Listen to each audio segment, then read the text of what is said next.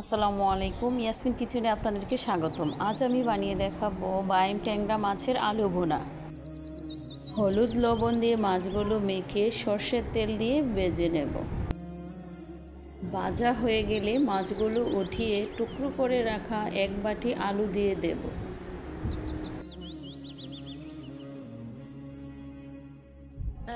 এক চামচ হলুদ, এক চামচ লবণ দিয়ে আলুগুলোকে ভালো করে ভেজে নেব।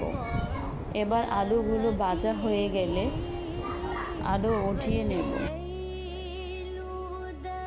এবার যে পরিমাণ আলু সেই পরিমাণে এক বাটি পেঁয়াজ দিয়ে দেব। পেঁয়াজের মধ্যে এক চামচ লবণ দিয়ে দেব। লবণ দিয়ে ভালোভাবে নেড়ে ছেড়ে নেব। এতে করে পেঁয়াজের পানিটা বের হয়ে পেঁয়াজটা দ্রুত ভাজা হবে। এবার সর্ষে তেল দিয়ে পেঁয়াজটা ভালোভাবে ভেজে এক চামচ রসুন বাটা দিয়ে দেব। এবার অল্প পরিমাণে পানি দিয়ে 1.5 চামচ মরিচ, হাফ চামচ হলুদ, হাফ চামচ জিরা গুঁড়ো, 1 চামচ লবণ দিয়ে মশলাটা ভালোভাবে কষিয়ে নেব। এর মধ্যে কাঁচামরিচ দিয়ে দেব। এবার মশলা কষানো হয়ে গেলে মাছগুলো দিয়ে দেব। মাছগুলো একসাথে মিক্স করে ভেজে রাখা আলুগুলো দিয়ে দেব।